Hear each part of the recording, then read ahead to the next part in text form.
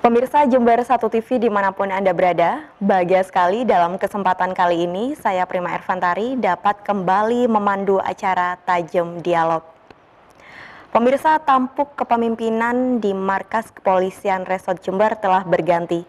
AKBP Aris Supriyono SIK MH yang sebelumnya menjabat sebagai Kapolres Jember saat ini telah digantikan dengan Kapolres yang baru, yaitu AKBP Arif Rahman Arifin SIK MH. Pastinya pemirsa dan juga masyarakat Jember yang lainnya ingin mengenal lebih dekat lagi siapa dan bagaimana sosok beliaunya. Dan saat ini saya berada di Markas Kepolisian Resort Jember, telah bersama saya yaitu Bapak Kapolres Jember yang baru, yaitu AKBP Arif Rahman Arifin SIK MH. Kita akan berbincang bersama beliaunya tentunya hanya di Tajam Dialog dengan tema mengenal lebih dekat Kapolres Jember AKBP Arif Rahman Arifin SIK MH. Assalamualaikum Komandan.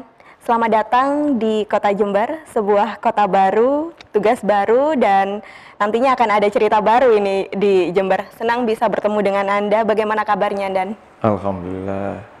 Baik. Baik. Ya, Komandan, kalau boleh tahu ini pertama kali datang ke Jember ini kapan sih, Dan? Kurang lebih di awal bulan November, sempat silaturahmi dulu dengan Pak Kapolres yang lama di kediaman. Kita banyak tukar cerita, karena kebetulan juga Pak Aris Supriyono ini pernah dinas bareng kami di Jakarta. Oh, jadi pertama kali datang ke Jember pada waktu itu tahun 2020 ini, Dan? 2020. 2020. Ya, jadi seminggu sebelum kami serah terima di Polda, kami diundang dulu dengan Pak Aris untuk makan bersama di kediaman atau di Wisma. Dan sampai saat ini sudah berapa lama, Dan, kira-kira? Mulai start kurang lebih 10 hari yang lalu atau hari Jumat 2 minggu yang lalu. 2 minggu yang lalu? Iya. Bagaimana, Dan, kerasan? Alhamdulillah. Dan pertama kali datang ke Jember, bagaimana kesan Komandan terutama tentang culture, kemudian perilaku sosial masyarakat dan juga religitas masyarakat Jember ini, Dan? Iya. Ramah, kesan pertama, religius, orangnya pintar-pintar, dan insya Allah Jember ini semakin baik dan mungkin di daerah selatan bisa menjadi daerah yang nomor 1 lah. Nomor 1, pastinya dengan program yang akan dicanangkan oleh Komandan ya, Kapolres baru Jember ini. Tentunya dari masyarakat bukan iya. dari Membawa Jember ke depan juga semakin lebih baik dan juga aman ya, Dan, seperti itu. Bersama-sama dengan masyarakat. Kalau atmosfer yang ada di Jember sendiri bagaimana untuk cuaca dan lain sebagainya, Dan? Dingin, hangat, atau bagaimana, Dan? Secara umum pas saya masuk ke sini, kebetulan iklim mendukung, jadi tidak terlalu panas ya. Enak, kadang pagi tiba-tiba cerah, tahu-tahu jam 10 sudah mendung, jam 12 sudah hujan. Jadi enak secara umum. Tidak dapat ditentukan seperti itu ya, Dan, cuacanya. Nah, kalau melihat ini katanya Komandan memiliki hobi olahraga ini, senang gowes ini ya, Dan, bisa diceritakan mungkin mengapa menyukai hobi gowes, Dan?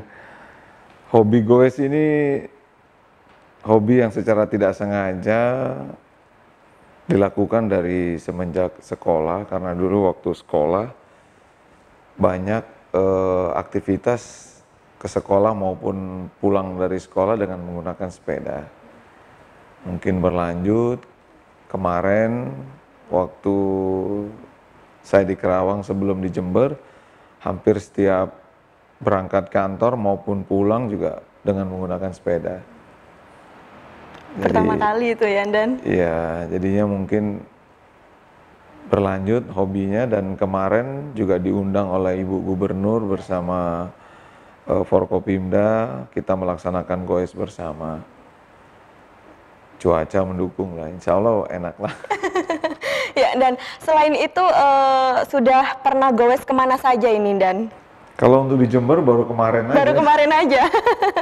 Sepertinya harus terus menjelajah ya, dan memahami bagaimana Jember ini gitu.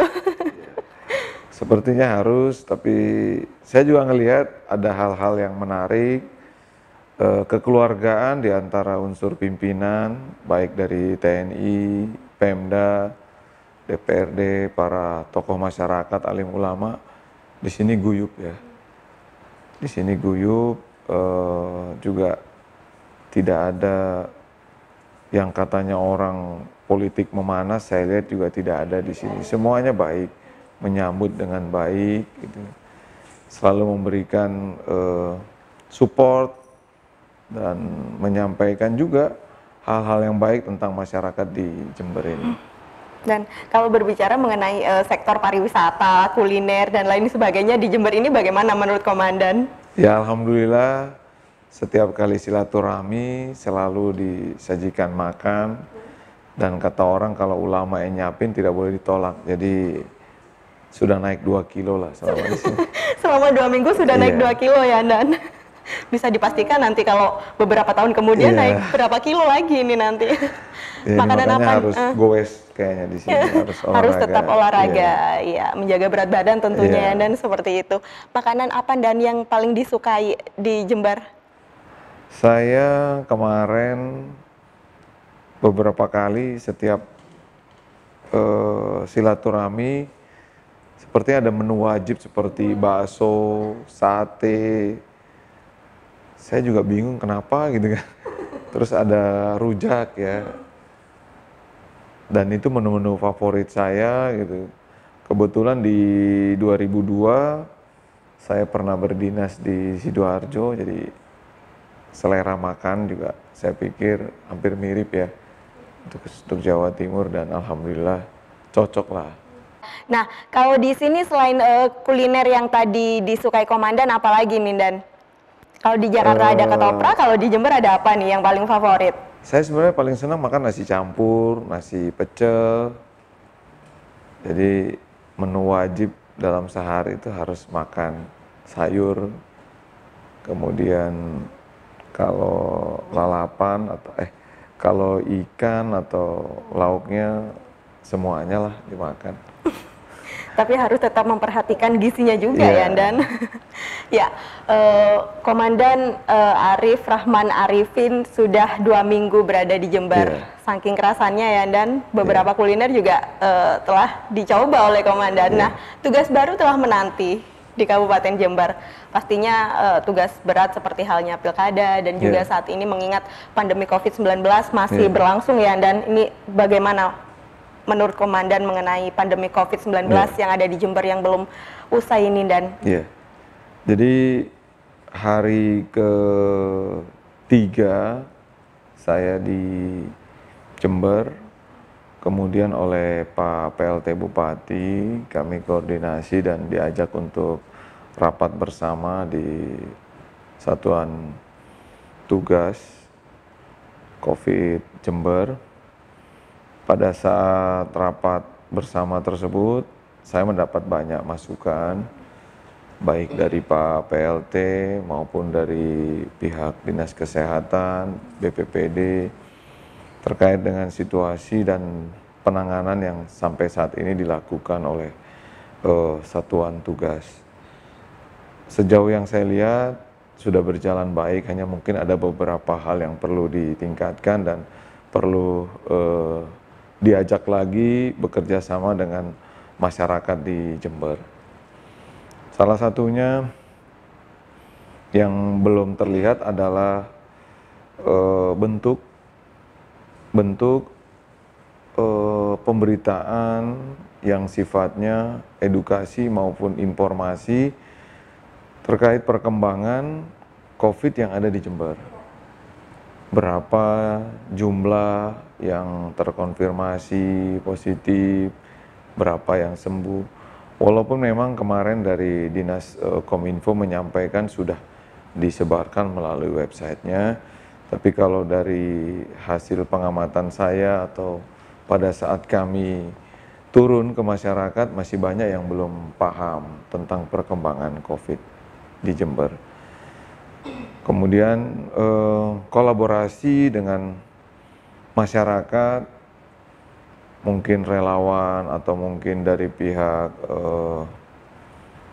penggiat media ini yang saya rasa perlu digalakan dengan membuat video-video yang bisa menyentuh masyarakat tentang bagaimana bentuk 3M atau bentuk 3T yang bisa dikerjakan bersama.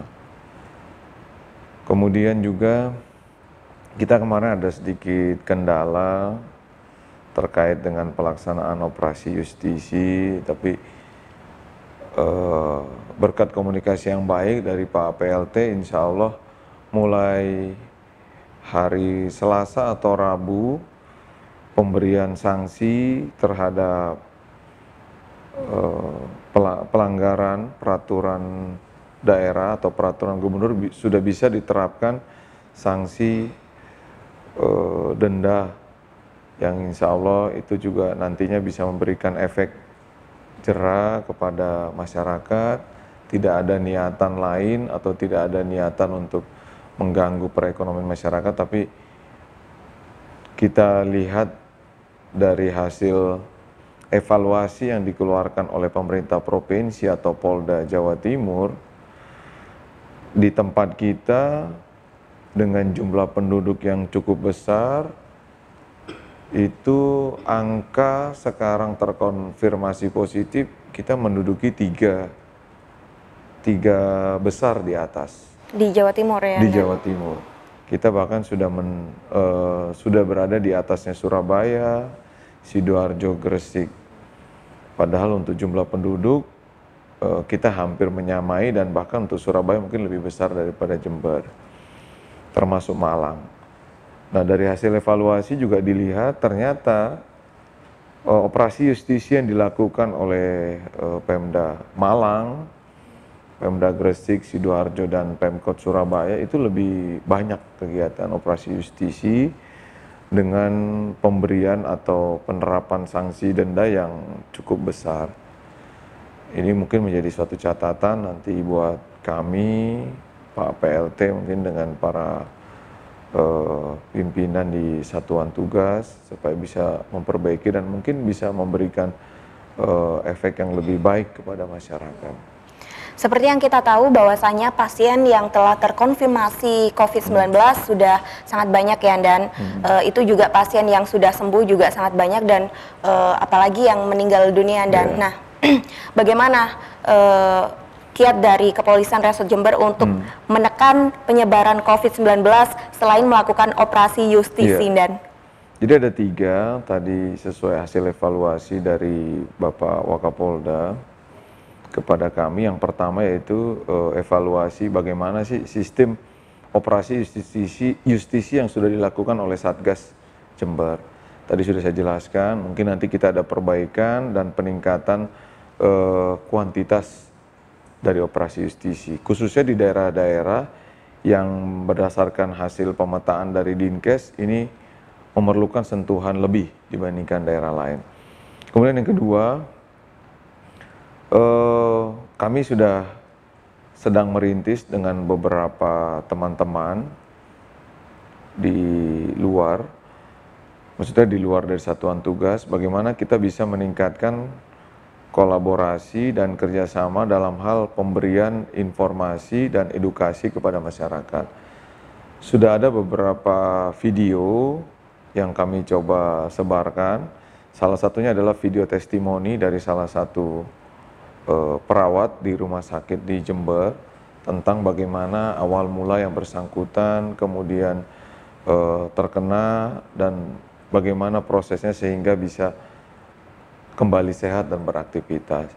Kita berupaya memberikan pemahaman kepada masyarakat bahwasannya COVID ini benar-benar ada. Dan dampak dari COVID ini sendiri bukan hanya untuk masyarakat, tapi juga berdampak kepada kehidupan ekonomi, sosial, dan mungkin nantinya bisa tidak berhenti dalam tempo seminggu 2 minggu. Dan saya berharap dari edukasi dan informasi yang lebih tersampaikan kepada masyarakat di Jember mungkin bisa terjadi perubahan perilaku yang lebih cepat. Kemudian yang ketiga, kemarin saya sudah menyampaikan juga kepada Pak PLT Bupati dengan beberapa teman-teman di satuan tugas, bahwasannya ke depan pihak TNI Polri akan mulai lagi melaksanakan kegiatan penyemprotan. Hanya mungkin kalau kemarin kita menggunakan cairan disinfektan, yang ini mungkin lebih aman lagi buat tubuh manusia, itu cairan prefektan, sejenis disinfektan tapi lebih aman lah. Ini kegiatan karena saya melihat sudah banyak fasilitas-fasilitas umum atau pelayanan publik yang sudah tidak lagi steril dari mungkin dari wabah virus ya, karena saking lamanya mungkin tidak dilakukan pembersihan. Itu ada 3 hal yang kita akan coba, dan semoga dengan kerjasama masyarakat nantinya apa yang kita lakukan bersama Satgas dan masyarakat bisa membuahkan hasil lebih baik lagi untuk Jember. Kapan kira-kira program tersebut atau giat tersebut akan dilakukan dan dalam waktu dekat ini? Kalau untuk justisi, insya Allah mulai besok, termasuk penerapan denda, sanksi denda. Kalau untuk pembuatan video sebagai sarana edukasi dan informasi itu sudah berjalan. Sudah ada beberapa video yang saya yakin sudah ada yang melihat juga di masyarakat. Kemarin kami melihat cukup banyak diviralkan oleh teman-teman dari penggiat media, jumlahnya juga ribuan, alhamdulillah.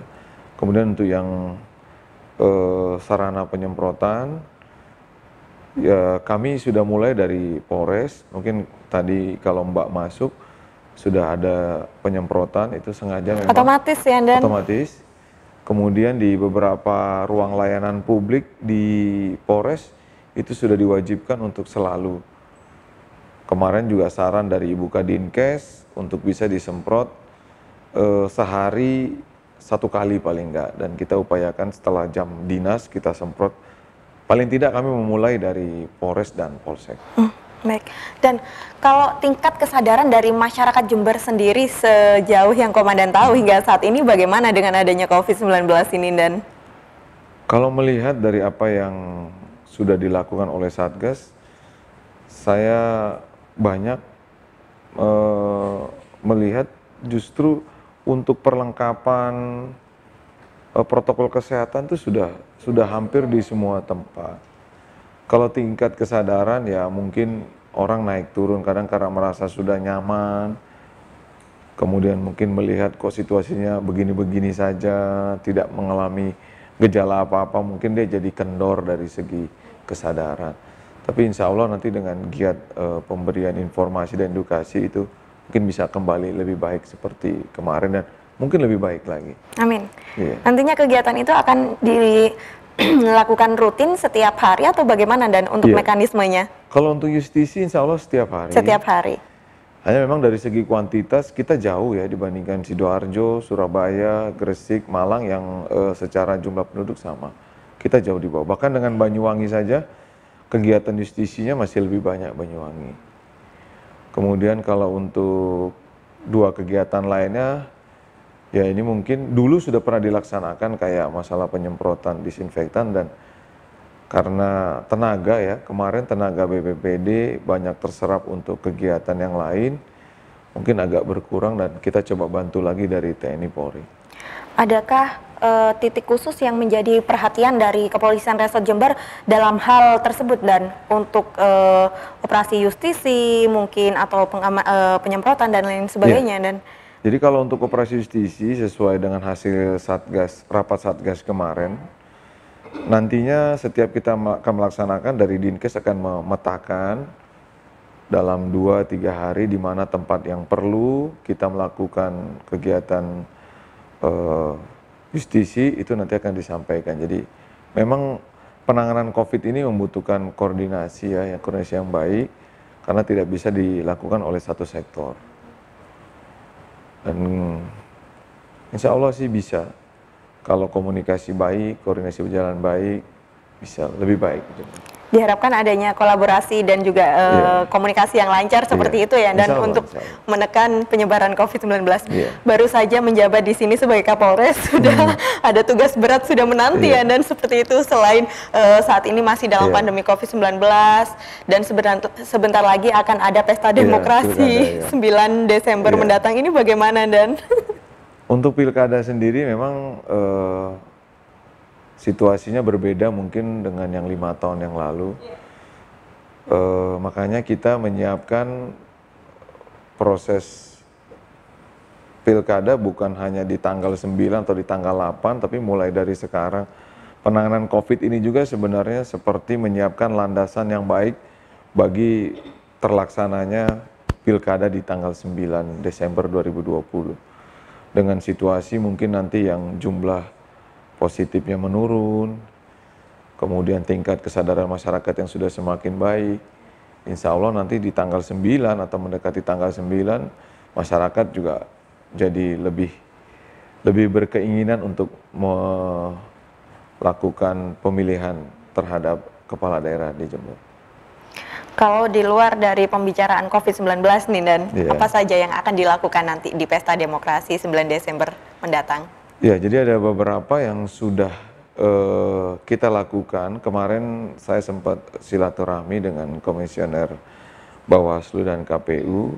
Saya menyampaikan ada beberapa teknologi yang kita siapkan untuk memantau supaya masyarakat juga bisa melihat, pihak-pihak terkait bisa melihat bagaimana proses mulai dari pelipatan, mulai dari pembuatan atau percetakan, kemudian pelipatan kertas, penyimpanan, sampai dengan nanti pendistribusian dan penyimpanan kembali berkas-berkas yang atau surat-surat suara yang sudah tercoblos. Itu nanti akan terekam secara digital sehingga bila ada yang mempersoalkan, kita bisa menyampaikan. Ini juga memperlihatkan independensi dan netralitas dari kami yang sudah dipercaya oleh Pemda ataupun KPU untuk melakukan pengamanan bersama dengan TNI.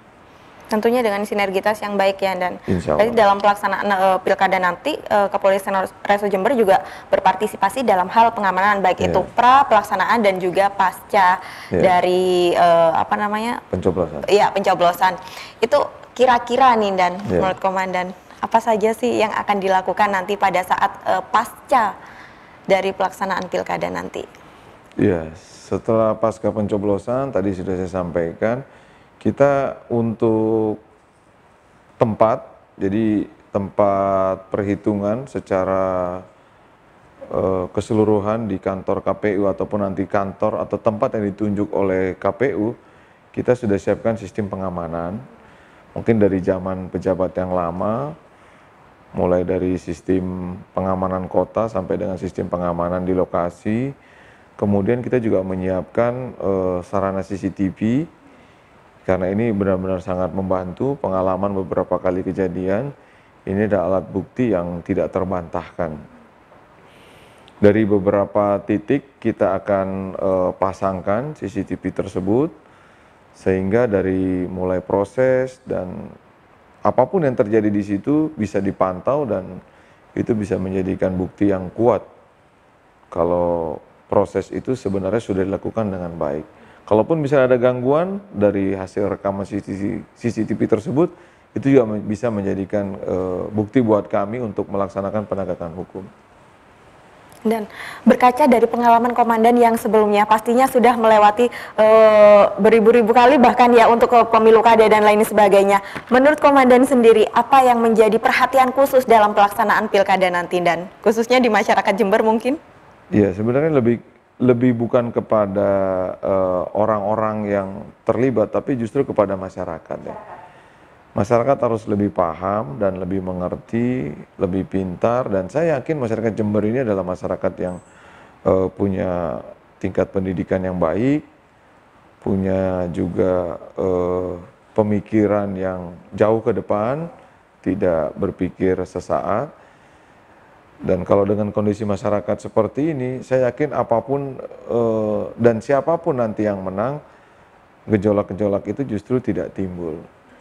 Kalaupun ada nanti bisa tersalurkan dengan baik lewat jalur-jalur yang memang sudah disediakan menurut aturan dari KPU maupun Undang-Undang Pilkada. Selain itu ada lagi yang mungkin dikhawatirkan atau menjadi perhatian khusus dari Bapak Kapolres ini? Kalau sampai saat ini sih belum ada. Kami juga kemarin sempat rapat bersama dengan KPU Bawaslu untuk perkiraan maupun penilaian dari KPU Provinsi dan KPU Pusat yang biasanya diberikan indeks kerawanan sampai sekarang juga masih dalam kondisi yang aman. Baik, ada pertanyaan terakhir Dan.